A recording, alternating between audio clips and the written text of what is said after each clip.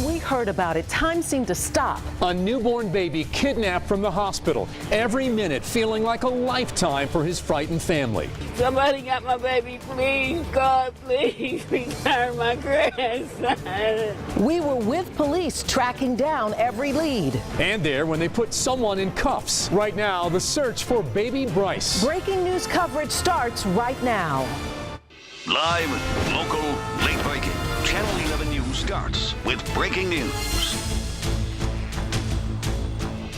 Somebody got my grandson, please return my baby, God, please.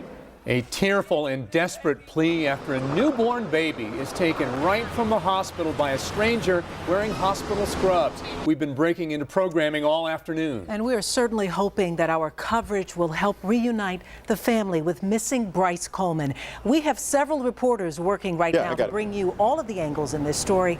4 of them will be live in the next few minutes. But we begin tonight with Vince Sims, our first reporter at McGee. Vince?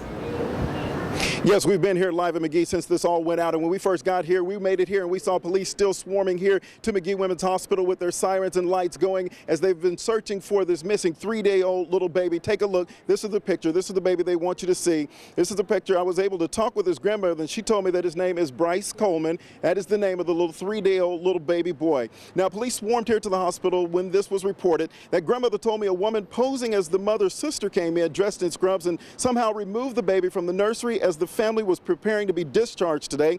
Now, as you can imagine, this family is absolutely devastated right now. Here's the grandmother telling me about this and making an emotional plea for the return of that little boy. Somebody came in the hospital and claimed they was my daughter's sister, and they took her newborn baby that she just had on Tuesday. And we don't know where it's at. Somebody got my grandson. Please return my baby, God, please. An innocent baby girl that's in here. What was they doing? And then on the other day, like the day before yesterday, I was told that they had to come and collect all the babies and put all the babies in the nursery because they had 3 babies that had the same number or something. The nurse or something made a mistake or something and put the same number on 3 of the babies.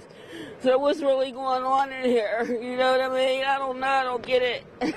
Somebody got my baby. Please, God, please return my grandson. A very emotional plea from the grandmother who I interviewed when we first made it here to the hospital. Now I've been able to meet up with the sister of the mother whose baby was taken. This is Talisha. You've been here with the family right now. How is the family holding up at this point? How is your sister holding up inside? Not good at all. I mean, we're all hurting. We just plead that everyone do their best and to send in any information that they know to let us know where he is. My sister's heartbroken. This is, her baby boy, and we just want to see him back safely. And at this point, have you been able to get any information on where the investigation is going at this point, the family side of it? As far as I know, they have a person in entrance. I'm not sure who she is, but that's all we know for right now.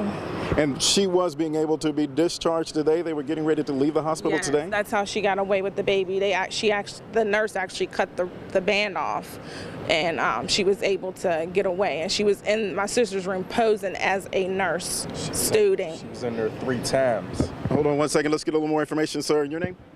Dale, I'm Talisha's husband. So this woman was actually in your sister's room? Sister-in-law's bedroom 3 times prior to her taking my nephew. Okay. So at this point, if, again, the plea that you want the public to hear coming from the family, you being your sister that's in there that has lost her baby right now, your nephew, what's the plea you want to make? My plea is to, if you know any information, contact police, contact me. I'll post it on Facebook. Just please, we want to get him back safely. My sister's hurting. I'm trying to be strong for her. And that's all we can do right now is keep God first and, lift us up in prayer, please. All right. Thank you very much for staying strong, talking with me on this. Thank you very much. As you saw that emotional plea from the grandmother, emotional plea from the family right here. They want everybody to be on the lookout for this 3-day-old little boy that has been taken here from McGee Women's Hospital. We'll be here live throughout this evening and bringing you the very latest updates that we can. Reporting live in Oakland, Vince Sims, Channel 11 News. Yeah, Vince, very good interviews. You can really feel the pain and the desperation of the family there. The suspect looked the part. She says she bought the scrubs to wear into the hospital. The sales clerk who sold those clothes talked to police. We were there when this happened. Julie Fine, live in Oakland with her story. Julie. Well, right after we got here, so did police. In fact, they just left a few minutes ago. Now, we're here at Life Uniform. Take a look over here. You can see they sell a lot of medical equipment, a lot of scrubs. Now, police talked to a woman who was working at the uniform store. She told us a woman was right here when the doors opened earlier today. Now, here's video of the police going through Life Uniform. Police say the suspect in the case may have bought this black scrub top you see right here and paid with cash. Now, the store manager did have a short conversation with her. Here is what she told us happened. She just said she needed a scrub top so she was starting to train. Because I asked her what hospital she was at. She said McGee. She said she was starting to train, and I said okay. Now, police may have a clue here. Apparently, this woman did leave her name when she made that purchase. We're live in Oakland. Julie Fine, Channel 11 News. Yeah, Julie, she certainly did, and police went straight to the address of the name given at that scrub store, and so did we. We watched as a person was taken away in handcuffs, hiding her face there. Channel 11's Kara Sapita saw all of this go down. She found out more about this woman and what she means to this investigation. Kara. Well, police rushed to this Wilkinsburg home. They were hopeful they were going to find the suspect and, more importantly, this baby. That did not happen. We were there as they took this woman away in handcuffs. They're calling her a person of interest at this point, not a suspect. Take a look at this video outside of that home. Here she is with a towel over her head, leaving the Wilkinsburg home in handcuffs. It happened around 3 o'clock this afternoon at a home on Laketon Road. Neighbors say Pittsburgh police and Wilkinsburg police rushed in from all directions down this one-way street. Investigators tell me this woman's name was the one used at that store in Oakland where the woman bought the UPMC nurse's uniform. Police say she, as well as several others inside of that home, were being very cooperative. After that woman was taken away, I had the chance to talk to the sergeant, disappointed that they did not find the baby at the home. He said they're following up on each and every tip to try and find the baby boy. A search of the residence, it did not turn up any signs of a child at this point. Right now you have no idea where this baby is?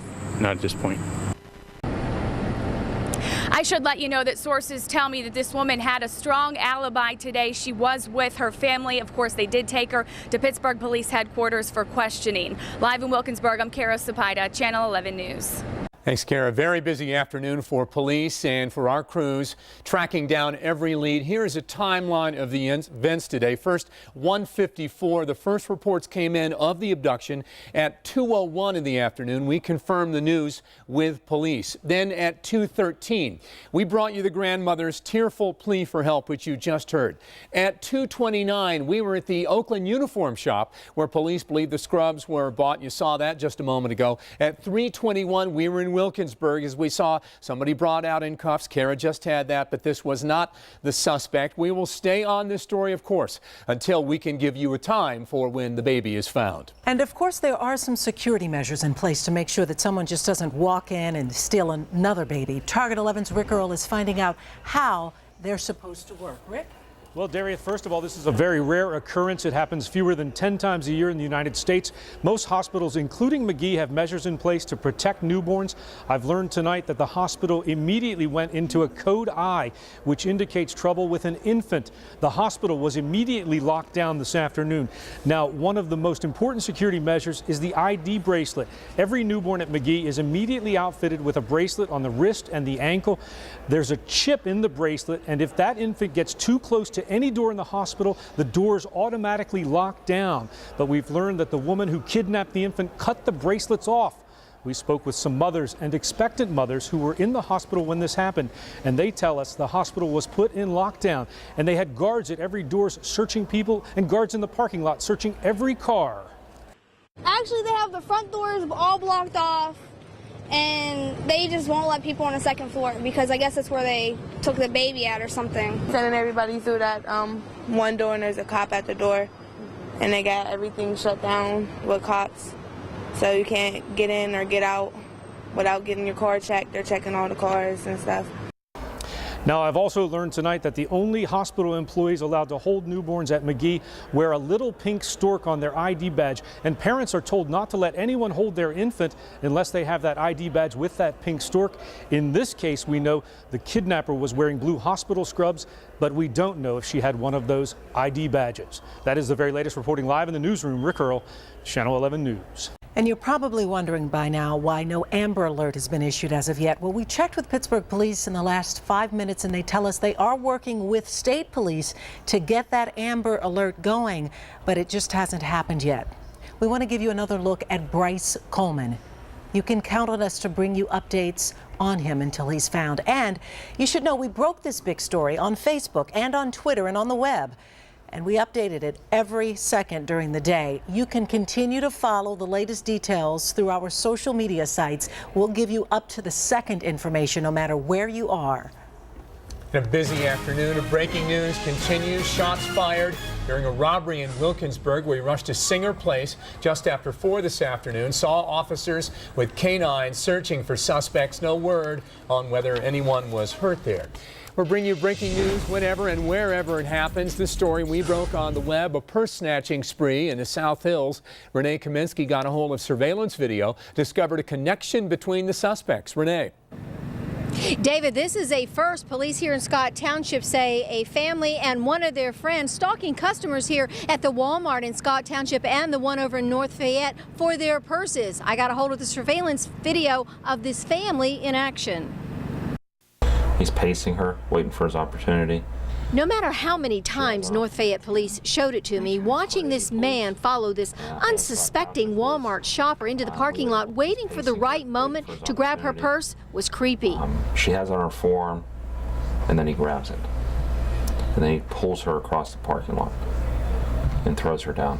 Police say the 55-year-old woman was hurt, but she kept her purse and wits about her enough to identify Andrew Blanning as her attacker. According to police, Blanning and this woman, Nita Kurtz, along with her 2 adult children, Heather and David Barton, were working together targeting shoppers of Walmarts in North Fayette and Scott Township.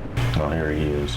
Scott Township police showed me the family in action on August 9th. While mom and daughter pretended to shop, the son, police say, staked out the entryway, but all 3 family members were looking for potential victims. The lady with the purse is over here, out of the view. Police say the man in the baseball cap is Barton, and even though there are people all around him, he's about to boldly steal a woman's purse from a shopping cart. Scoping her out. See, now he's backing up, and he's going to start boogieing, and he's going to boogie right across the parking lot.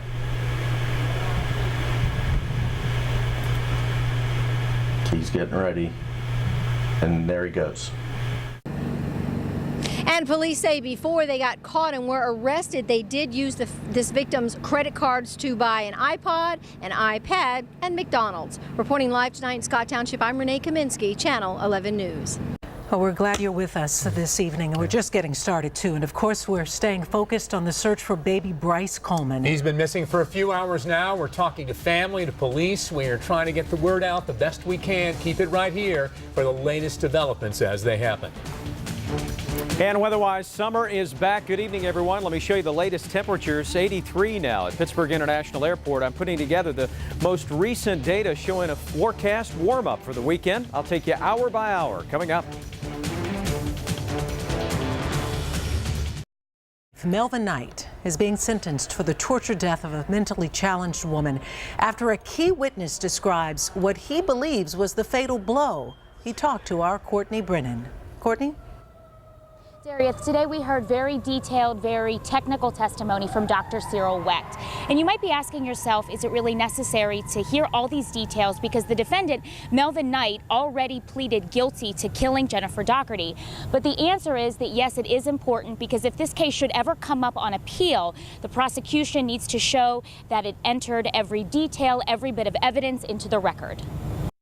Melvin Knight's death penalty trial continues, and today we heard how the final blows he delivered to Jennifer Doherty killed the mentally challenged woman who had been tortured for days. These are injuries that would have produced a very significant pain and physical as well as emotional suffering. As Dr. Cyril Wecht described the extreme physical and emotional pain Doherty endured, a person had to wonder how the torture did not kill her.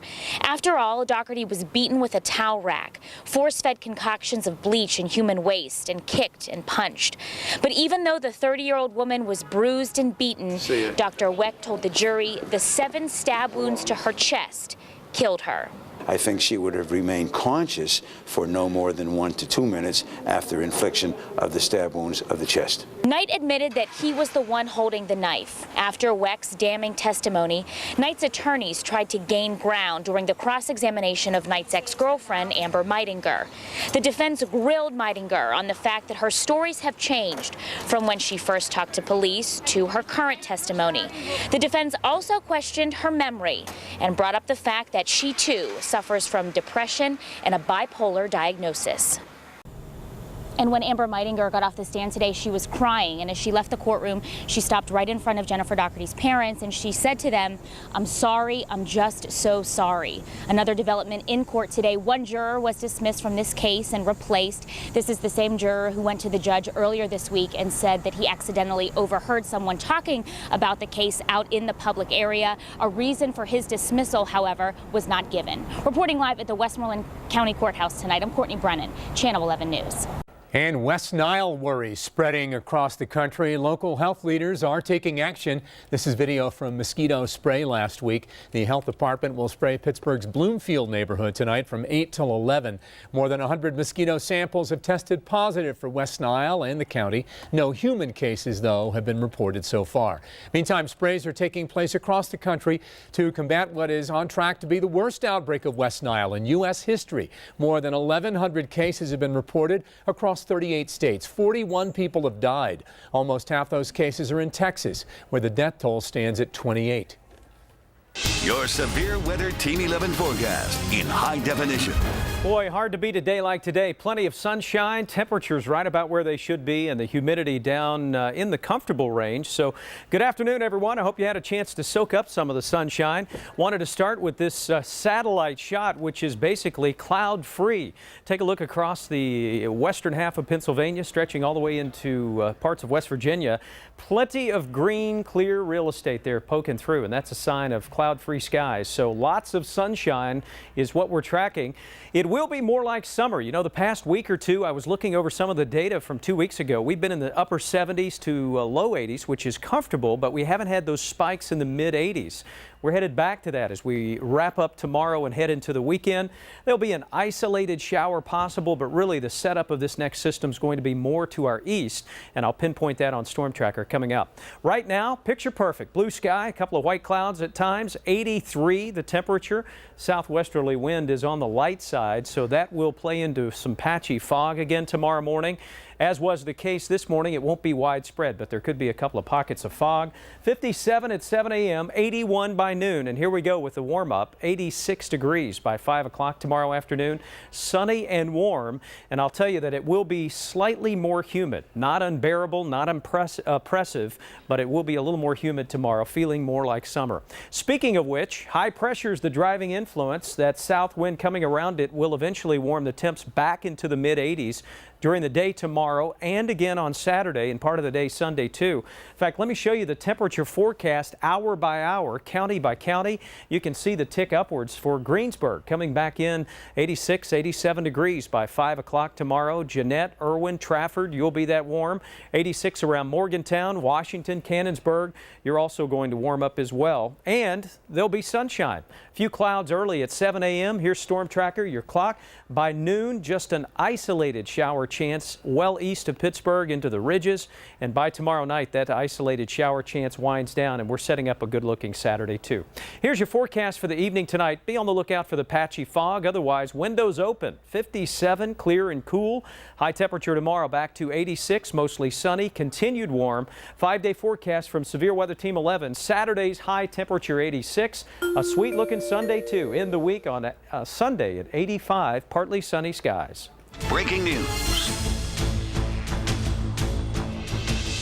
My sister's heartbroken. This is, her baby boy, and we just want to see him back safely.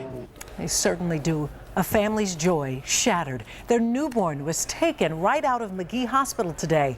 Tonight we have team coverage of a baby kidnapped. And our entire team is working on this major breaking story. Our Vince Sims talked with the missing baby's family.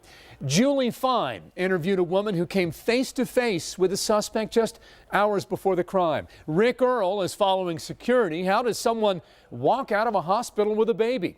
And Kara Sapida following another angle, a woman who's being questioned right now. Well, let's get started with Vince Sims, now at McGee Women's Hospital again with the very latest for us live now. Vince. Yes, we have been here all afternoon since this first started happening, breaking. It's been a very active scene around here pretty much all afternoon. Right now, things are starting to slow down just a little bit, but security is still high. We want to first of all show you this picture right now. This is the little boy that they're looking for at this moment. This is the little boy that they're looking for at this moment. This is 3-day-old Bryce Coleman is the one that they are looking for. We're being told that that little boy was stolen here from McGee Hospital. Now, also want to take a look. This is the video. This is what this scene was looking like earlier when we first arrived here. When they first arrived, a lot of police were arriving on scene and a lot of activity with their lights and sirens going as they were going out full blast search for this little boy here at this time. Now, again, I did have a chance when I first made it here to talk with the grandmother of this little boy and the little boy's aunt. The family is making a very emotional plea to return this baby, and at the same time, they tell us how this may have happened. Somebody came in the hospital and claimed they was my daughter's sister, and they took her newborn baby that she just had on Tuesday. And we don't know where it's at. Somebody got my grandson. Please return my baby. God, please. An innocent baby going in here. What was they doing? That's how she got away with the baby. The nurse actually cut the band off, and she was able to get away. And she was in my sister's room posing as a nurse student.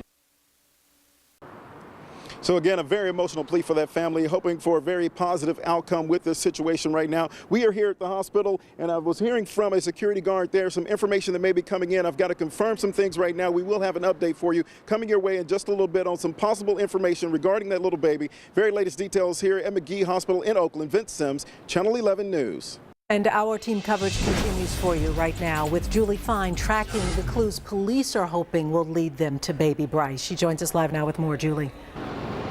Well, we're a couple of blocks from McGee. Police believe this is the store where the suspect may have bought the scrubs. You can see them right here in the window. Police were over here earlier today. They just left here a little while ago. Now you can see police in the store talking to the manager and looking at the merchandise. Now this right here is the black scrub top that this woman bought. The store manager sold it to her early this morning. She then explained to us exactly what happened. There really wasn't anything that unusual about it, honestly. She came in, said she needed a scrub top, said she was starting to train today, needed the top to start her job, and I said okay, took her information like we always do, and she paid with cash and she was done. Now, right now you're looking at the doors of the store. We are told that she was here at 9 a.m. when the store opened. Police say that she did leave a name here. We're live in Oakland. Julie Fine, Channel 11 News. Chopper 11 overhead today as a woman was brought in for questioning in this kidnapping case. We know she is not a suspect. It's unclear just how she is connected, though. And our Kara Sapida was there on the ground. She's live now in Wilkinsburg tracking this part of the story for us. Kara? Police rushed to this home. They were hopeful they were going to find the suspect and, more importantly, the baby. That did not happen. We were there when they took this woman out in handcuffs. They're calling her a person of interest, not a suspect. You'll see she wasn't wearing scrubs. Here she is with a towel over her head, leaving this Wilkinsburg home in handcuffs. It happened around 3 o'clock this afternoon at a home on Laketon Road. Neighbors say Pittsburgh police and Wilkinsburg police rushed in from all directions down this one-way street. Investigators tell me that this woman's name was the one used at that store in Oakland where the woman bought the UPMC nurse's uniform. Police say that this woman, as well as several others inside of that home, were being very cooperative. Police were disappointed that they did not find the baby here. They're following up on every lead. A search of the residence, it did not turn up any signs of a child at this point.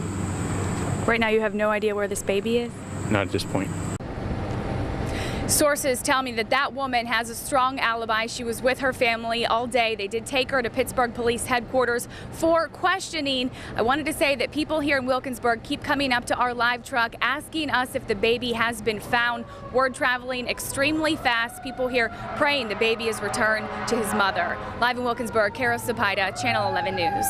Okay, you've got a lot of questions about how this happened. So did we. Let's get right to Rick Earl with what UPMC.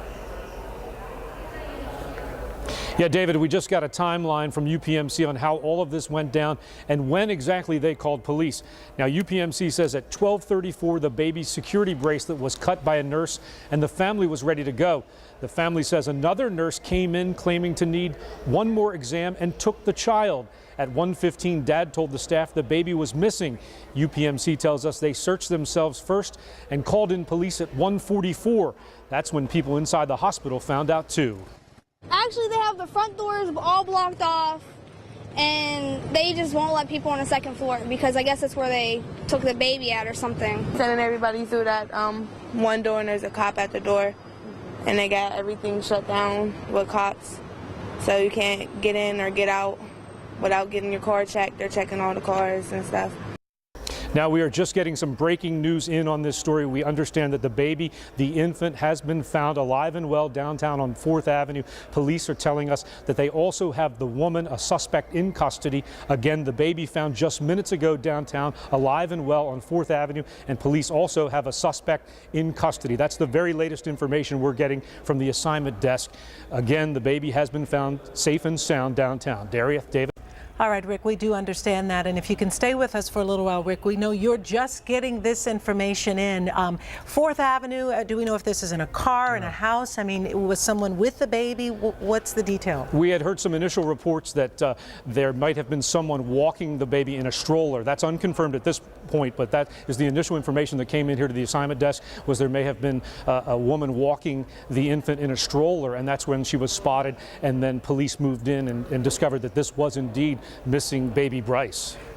I know you're getting this information just, as we are right back there.